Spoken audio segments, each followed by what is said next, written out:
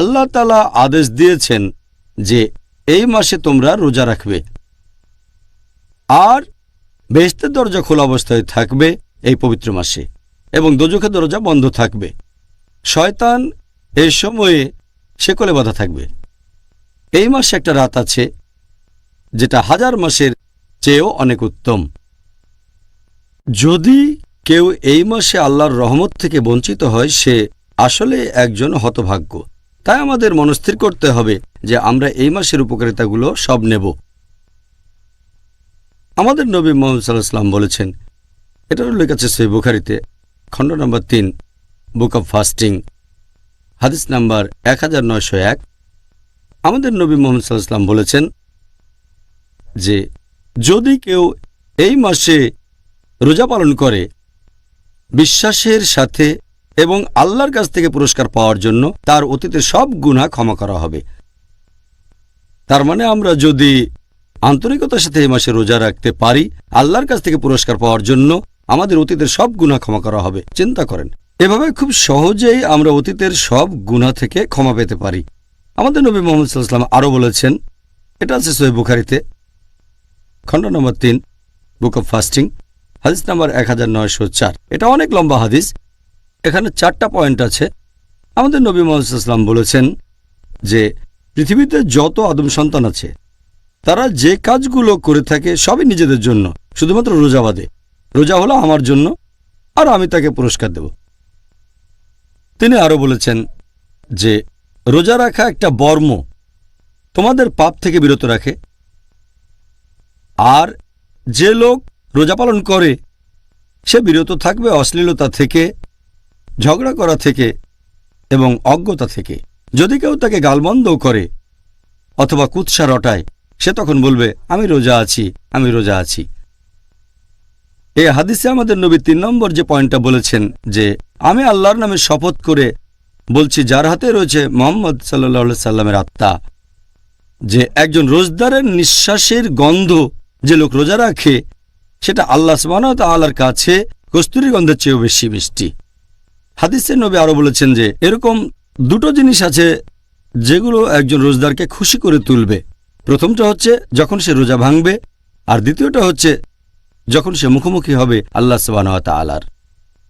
আর এছাড়াও পবিত্র কোরআনে বলা হয়েছে সূরা নূর অধ্যায় নম্বর 24 আয়াত নম্বর 31 বলা হয়েছে, হে মুমিনগণ, তোমরা আল্লাহর উপর ঈমান আনো এবং তার রহমতকে খোঁজো, তার মানে বেহেশতে যাওয়ার চেষ্টা করো।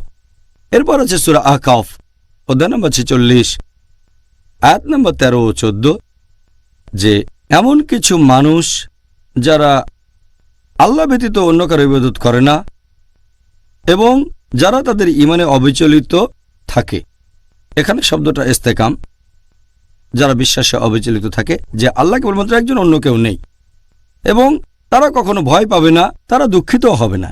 এই লোকগুলোই তারা যারা হবে জান্নাতের অধিবাসী এবং তারা তাদের সব ভালো কাজের জন্য পুরস্কার পাবে। তাই আমি দর্শকদের উপদেশ দেব, এই মাসটাকে তারা পুরোপুরি কাজে লাগাবে। এ সময় তুচ্ছ জাগতিক ব্যাপারে সময় নষ্ট করবে না, সময় ব্যয় করবে আল্লাহ তাআলার ইবাদত করে, আল্লাহকে স্মরণ করে এবং তার কাছে ক্ষমা প্রার্থনা করে। মাশাআল্লাহ।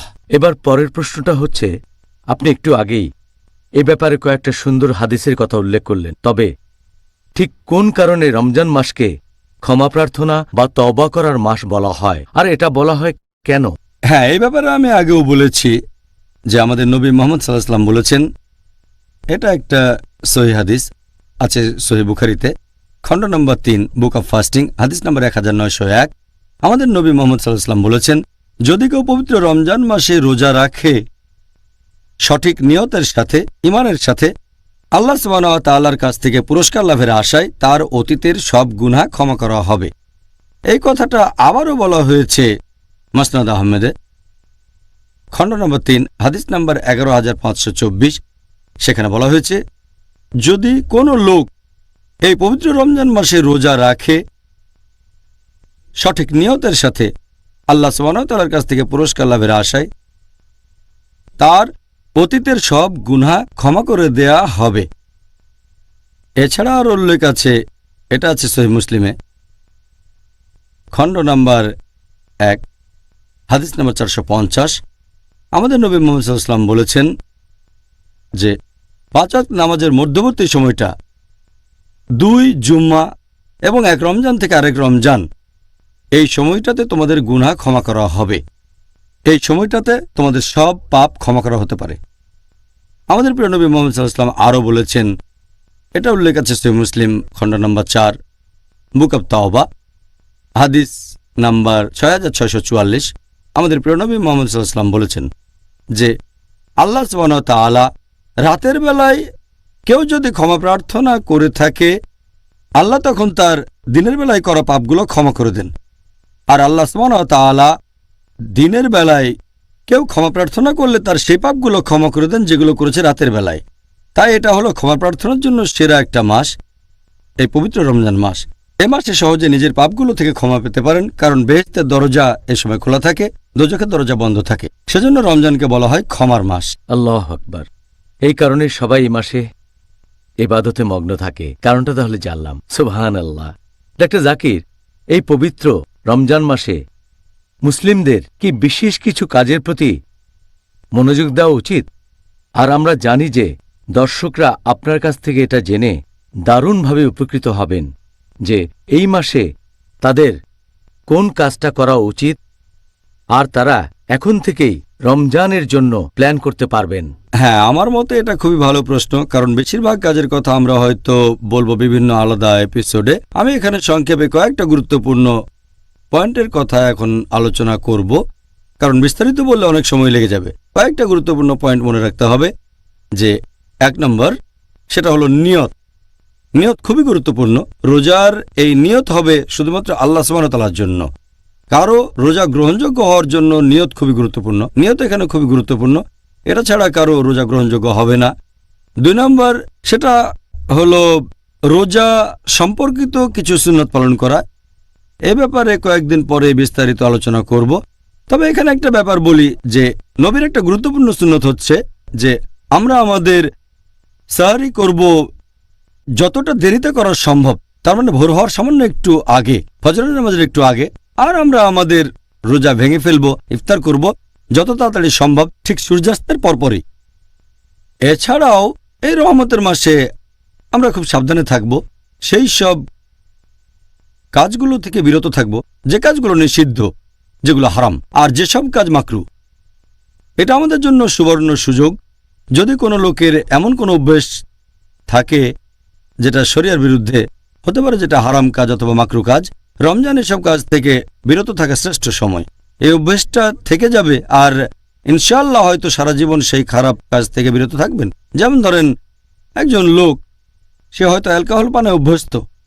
যদি অ্যালকোহল পান থেকে বিরত থাকেন সূর্যোদয় থেকে শুরু করে সূর্যাস্ত পর্যন্ত, সে তাহলে মদ থেকে বিরত থাকতে পারবে বাকি জীবনটাও। একইভাবে আমরা চেষ্টা করব সেসব কাজ থেকে বিরত থাকতে যে কাজগুলো মাকরু। যেমন ধরেন দাঁড়িয়ে পানি পান করা মাকরু। যদি এমন অভ্যাস থাকে তাহলে একটু চেষ্টা করবেন যেন রমজান মাসে আপনি বসে পানি পান করবেন। এটা আমাদের নবীর সুন্নত। তাহলে আপনারা এই মাসে বিভিন্ন রকম হারাম কাজ থেকে বিরত থাকতে পারেন, যে কাজটা হয়তো আপনি করতেন, অথবা কোনো মাকরু কাজ। এছাড়াও এই পবিত্র রমজান মাসে আপনি আমাদের নবী মুহাম্মদ সাল্লাল্লাহু আলাইহি ওয়াসাল্লামের বিভিন্ন সুন্নত প্রয়োগ করতে পারেন আপনার দৈনন্দিন জীবনে। যেমন ধরেন হয়তো দাড়ি রাখলেন, অনেক মুসলিমই দাড়ি রাখে না। এটা সুন্দর মাস যখন নবীর সুন্নতগুলো মেনে চলতে পারেন। এছাড়াও নবীর সুন্নত বিভিন্ন রকম দোয়া, যখন বাসার ভেতরে ঢুকবেন, টয়লেট থেকে বের হবেন, তারপর কোনো কিছুতে ভ্রমণ করার সময়ে যে দোয়া করবেন, সুবহানাল্লাযী সাকলানা হাযা ওয়া কুন্না লাহু মুকরিমিন ওয়া ইন্না রাব্বিনা মুনকালিবুন। তাহলে এটা বেশ ভালো সময়। এই সময় যত বেশি সম্ভব নবীর সুন্নত পালন করে চলবেন, যাতে সরল পথে থাকতে পারেন। এটা খুবই সুন্দর মাস। এ সময়ে আপনারা চেষ্টা করবেন নামাজ আদায় করার জন্য। শুধুমাত্র 5 ওয়াক্তের নামাজ নয়, এগুলো তো ফরজ, এছাড়াও বেশি করে নফল আর সুন্নত পড়ার চেষ্টা করে যাবেন।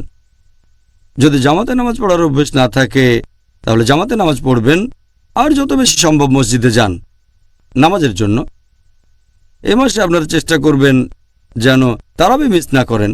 অনেকে মনে করে আর কথাও সত্য যে এটা সুন্নত, তবে অনেকে মনে করে যেহেতু এটা সুন্নত তাই মিস করা যেতে পারে। তারাবি খুবই গুরুত্বপূর্ণ একটা সুন্নত, যদিও এটা ফরজ না, তারপরও মুসলিমদের এটা করা উচিত যে যতখানি সম্ভব তারা তারাবির নামাজ পড়বে, কারণ এখানে অনেক রহমত। তাহলে তারাবি অনেক গুরুত্বপূর্ণ, মুসলিমদের এটা মিস করা উচিত না। আর যখন তারাবির নামাজ পড়ব, আমাদের অনেকেই খুব তাড়াতাড়ি করে নামাজ পড়ে, কারণ আমরা কোরআন খতম দিতে চাই। আমাদের অনেকে তারাবির নামাজ পড়ে 100 মাইল স্পিডে একেবারে। আমরা তারাবির নামাজ পড়ব ধৈর্যের সাথে, মাঝারি গতির সাথে, যাতে লোকজন বুঝতে পারে আল্লাহ আমাদের কি আদেশ দিয়েছেন। আর যদি সময় থাকে, যদি সম্ভব হয়, আমাদের ইতেকাফ করা উচিত শেষ 10 দিন। আর ইতেকাফের সময় আমরা মানুষজনের সাথে বেশি মেলামেশা করব না। অনেকে ইতেকাফের সময় মানুষের সাথে মেলামেশা করে থাকে, এতে করে ইতেকাফের উদ্দেশ্যটা পূর্ণ হয় না। এছাড়াও আমরা এই মাসে বেশি করে দোয়া করব, বেশি করে প্রার্থনা করব। এটা হলো দোয়া করার মাস। আর বেশি করে জিকির করব, আল্লাহ তাআলাকে বেশি করে স্মরণ করব এবং তার ইবাদত করব। এই পবিত্র রমজান মাসে আমরা যত বেশি সম্ভব কোরআন শরীফ পড়ব। আর কোরআন আরবিতে পড়ার পাশাপাশি যদি আপনি আরবি ভাষা জানেন তাহলে কোনো সমস্যা নেই। যদি আরবি না জানেন তাহলে সেই ভাষায় পবিত্র কোরআনের কোনো অনুবাদ পড়েন যে ভাষাটা সবচেয়ে ভালো বোঝেন। যদি ইংরেজি ভালো বোঝেন ইংরেজিতে পড়েন, উর্দু ভালো বুঝলে উর্দুতে পড়েন, যেটা ভালো বোঝেন সে ভাষায় অনুবাদ পড়েন। তবে কোরআন পাঠ করার সময় এই জন্য অবশ্যই সওয়াব পাবেন। এ সময় কোরআনের অনুবাদটাও পড়তে হবে, যাতে করে আল্লাহ সুবহানাহু ওয়া তাআলার নির্দেশগুলো প্রয়োগ করতে পারেন। যদি সম্ভব হয় প্রতি 7 দিনে একবার কোরআন পাঠ করেন, অথবা প্রত্যেক দিন অন্তত 1 পারা কোরআন পড়েন, তাহলে এই রমজান মাসে অন্ততপক্ষে একবার পবিত্র কোরআন খতম দিতে পারবেন। এই মাসে যত বেশি সম্ভব আপনারা হাদিস পাঠ করবেন, তবে খেয়াল রাখবেন যেন সহিহ হাদিস পাঠ করেন। আর হাদিসের উপরে সবচেয়ে ভালো গ্রন্থ হচ্ছে সহিহ আল বুখারী, তারপর সহিহ মুসলিম। অন্যান্য কুতুবে সিত্তাও পড়ে দেখতে পারেন, তবে যেন সহিহ হয়। এছাড়াও নবী মুহাম্মদ সাল্লাল্লাহু আলাইহি ওয়াসাল্লামের জীবনীর উপরে বই পড়েন। এরপর দেখবেন যদি আপনারা জাকাত না দেন তাহলে জাকাত আদায় করবেন, কারণ এটা বাধ্যতামূলক দান। প্রত্যেক ধনী লোক যাদের সঞ্চয় নিসাব লেভেলের উপরে 85 গ্রাম স্বর্ণের চেয়ে বেশি, তাহলে সে তার সঞ্চয় থেকে 2.5% প্রতি হিজরি বছরে জাকাত হিসেবে দান করবে, জাকাত দেবেন। আর অনেক মানুষ তারা সঠিকভাবে জাকাতের হিসেব করে না। এখানে খেয়াল রাখবেন যাতে জাকাতটা সঠিকভাবে হিসাব করেন। আর কম দেওয়ার চেয়ে বেশি দেওয়াটা অনেক বেশি ভালো, তাই সঠিকভাবে হিসাব করেন। খেয়াল রাখবেন যেন জাকাত দেয়া হয়। এই রমজান মাস হচ্ছে উদারতার মাস, এটা সাদকার মাস। এই মাসে বেশি বেশি দান করবেন আপনারা। আর এটা ছাড়াও আপনাদের খেয়াল রাখতে হবে যে এই পবিত্র মাসে আমরা হাসি খুশি থাকব। মুসলিমদের অনেকেই এ সময় দেখায় ম্লান, দেখায় মনমরা। আমরা এই সময় হাসি খুশি থাকব। আর আমাদের পরিবারকে বেশি করে সময় দেব। অনেক সময় পরিবারকে অবহেলা করি, এ সময় খেয়াল রাখবো যাতে পরিবারকে বেশি সময় দিতে পারি আর এই সবগুলো কাজ করতে পারি একসাথে। এছাড়াও আমরা হুসনে সুলুক করব অন্যান্য লোকজনের সাথে। তার মানে এ সময় অন্য মানুষের সাথে কথা বলবো আমরা দয়ার সাথে, ভালোবাসা দিয়ে, যত্নের সাথে। যদি তারা কোনো ভুল করে তাহলে ক্ষমা করে দেব, যেহেতু এটা ক্ষমার মাস। আপনি কারো কাছে ভুল করে থাকলে তার কাছে ক্ষমা চাইবেন। আশেপাশের মানুষের সাথে মেলামেশা করবেন ভালোবাসা আর যত্নের সাথে। এছাড়াও করব তাফাক্কুর, তার মানে বিভিন্ন জিনিস বিবেচনা করা। খেয়াল রাখবেন যেন রমজান মাস নিয়ে আপনার প্ল্যানটা সঠিক হয়। আর খেয়াল রাখবেন যেন সময় নষ্ট না করেন, 1 মিনিটও না, এমনকি সেকেন্ডও না। এটা হলো অর্জন করার মাস। আর এছাড়াও এই রমজান হলো আত্মোন্নয়নের জন্য সবচেয়ে সেরা মাস। এছাড়াও আমরা চেষ্টা করব যেন এই মাসে ইসলাহ দিতে পারি অন্যান্য মুসলিম ভাই বোনদের কাছে। এটা দাওয়া দেওয়ার জন্য সেরা মাস, তার মানে অমুসলিমদের কাছে ইসলামের বাণী পৌঁছে দেয়া। তাই আমি মুসলিম ভাই বোনদের অনুরোধ করব যে আপনারা সঠিকভাবে এই মাসের প্ল্যানটা করবেন আর খেয়াল রাখবেন যেন এই মাসের প্রত্যেকটা সেকেন্ডকে কাজে লাগাতে পারেন। আমিন। ডক্টর জাকির, তাহলে এই রমজান মাস হল আমাদের জন্য একটা সুযোগ। এই মাসে আমরা অনেক সুযোগ পেতে পারি। এখন আমাদের এই কাজগুলো আল্লাহ তাআলার কাছে গ্রহণযোগ্য হতে গেলে তার শর্ত এখানে প্রধান দুটো শর্ত হচ্ছে, 1 নম্বর সেটা নিয়ত। এটা করবেন শুধু আল্লাহর জন্য, অন্য কারোর জন্য না। আপনারা যে কাজগুলো করবেন সেগুলো করবেন শুধু আল্লাহর জন্য, অন্য কারোর জন্য না। এটা খুবই গুরুত্বপূর্ণ। এই শর্ত পূরণ না হলে সব কাজই বিফলে চলে যাবে। আল্লাহ সুবহানাহু ওয়া তাআলা পবিত্র কোরআনে বলেছেন, সূরা বাইয়িনা অধ্যায় নম্বর 98 আয়াত নম্বর 5, বলা হয়েছে যে তোমরা শুধুমাত্র আল্লাহ সুবহানাহু ওয়া তাআলার ইবাদত করবে। এটা করবে শুধু তার জন্য, অন্য কারোর জন্য না। এছাড়া উল্লেখ করা আছে সূরা ইনসান অধ্যায় নম্বর 76 9 নম্বর আয়াত, বলা হয়েছে যে তোমাদের আহার দিয়েছি আল্লাহর সন্তুষ্টি লাভের জন্য, যাতে আল্লাহ সুবহানাহু ওয়া তাআলা খুশি হন। আমরা তোমাদের নিকট থেকে কোনো পুরস্কারও চাই না, কোনো প্রতিদানও চাই না। তার মানে যদি কাউকে খাওয়ান, সেটা করেছেন আল্লাহর সন্তুষ্টি লাভের জন্য, সেটার বদলে কোনো রকম পুরস্কার অথবা প্রতিদান আশা করেননি। এটা খুবই গুরুত্বপূর্ণ ব্যাপার, মনে রাখবেন। আপনার সব কাজ হবে আল্লাহর সন্তুষ্টি লাভের জন্য, এটা খুবই গুরুত্বপূর্ণ ব্যাপার। এছাড়াও আরও উল্লেখ আছে পবিত্র কোরআনে সূরা শুরা অধ্যায় নম্বর 42 আয়াত নম্বর 20, যদি কেউ আখিরাতের ফসল কামনা করে কোনো কাজ করে থাকে, আল্লাহ সুবহানাহু ওয়া তাআলা তার পুরস্কার আখিরাতের ফসল বহুগুণে বর্ধিত করে দেন। আর যদি কেউ দুনিয়ার ফসল কামনা করে কোনো কাজ করে থাকে, দুনিয়ার আশা করে, আল্লাহ তার জন্য দুনিয়ায় কিছু দেবেন, কিন্তু আখিরাতে তার জন্য কিছু থাকবে না।